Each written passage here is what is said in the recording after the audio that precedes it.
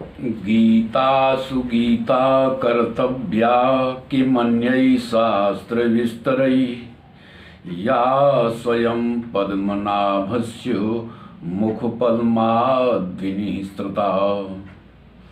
सुप्रभात देवियों एवं सज्जनों, कृष्ण संदेश सुधा चैनल के माध्यम से मैं धर्म प्रकाश भदौरिया गीता विश्लेषक गीता की ज्ञान गंगा में अवगाहन हेतु उपस्थित आप सभी भद्रजनों एवं सुधीजनों का हार्दिक अभिनंदन एवं कोटि कोटि वंदन करता हूँ।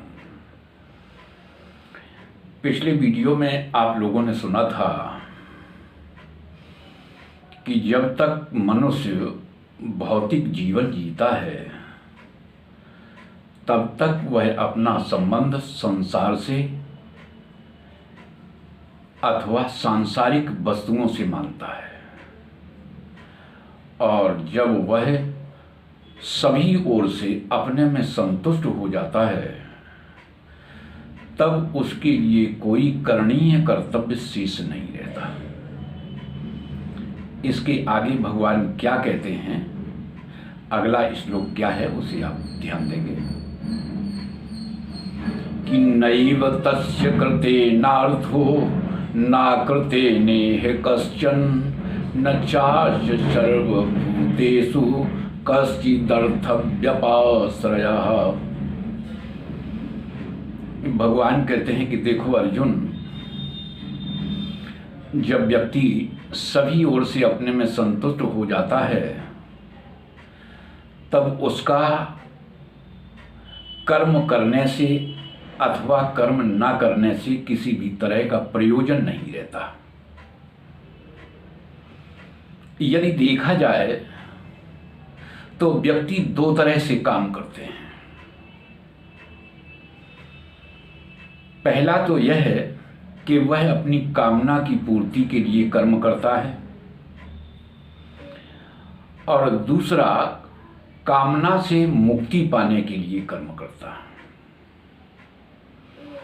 जो सामान्य जन होते हैं, या यूं कहें कि जो सामान्य जीवन व्यतीत करने वाले लोग होते हैं, वे तो प्रायः अपनी कामना की पूर्ति के लिए ही कर्म करते हैं।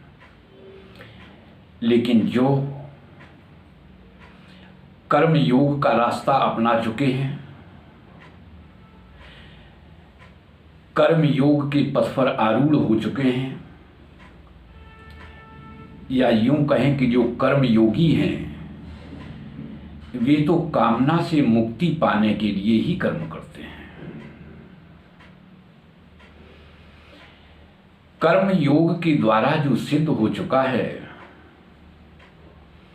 उसमें किसी भी तरह की कामना शेष ना होने के कारण उसका किसी भी कर्म में किंचित मात्र भी संबंध नहीं होता।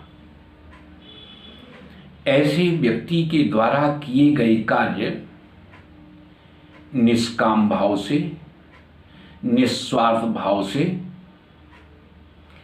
विश्व के कल्याणार्थ होते हैं। ऐसे व्यक्ति का कर्म से स्वार्थ का संबंध नहीं होता। मधुसूदन भगवान कृष्ण अर्जुन को इसी तरह से कर्म करने के लिए कह रहे हैं। जब तक व्यक्ति में करने का राग, पाने की इच्छा, जीने की आशा, मरने का भय बना रहता है, तब तक कर्तव्य के निर्वहन का दायित्व होता है। जब व्यक्ति सभी ओर से अपने में संतुष्ट हो जाता है तब उसे कर्तव्य कर्म करना नहीं पड़ता, अपितु उसके द्वारा स्वाभाविक रूप से कर्तव्य कर्म होते रहते हैं। इस तरह के कर्म में तीन बातें हैं। पहली, कर्म करने से उसका कोई संबंध नहीं रहता। दूसरा, कर्म के ना करने में भी उसका कोई संबंध नहीं होता। तीसरा, किसी व्यक्ति विशेष से अथवा भौतिक वस्तु से उसका कोई संबंध नहीं रहता। अब अगले श्लोक में भगवान क्या कहते हैं उसे आप सुनेंगे।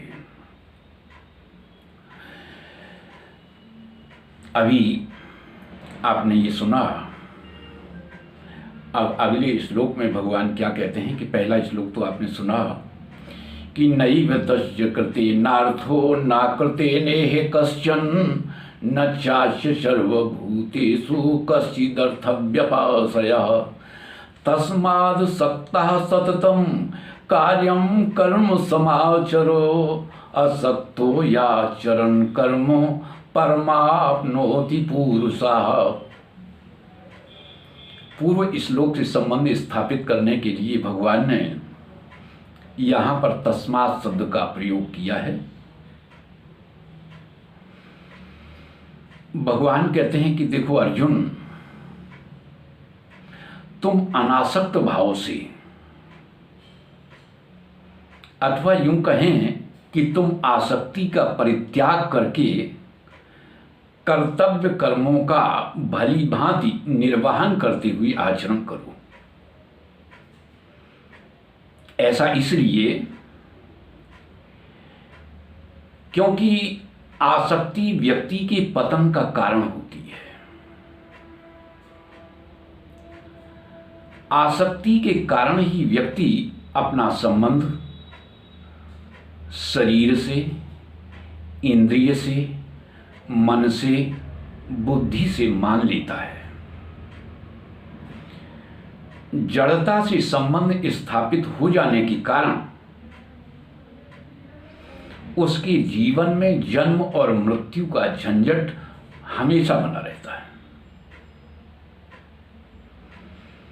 कर्तव्य कर्म करने के लिए सभी लोग स्वतंत्र होते हैं,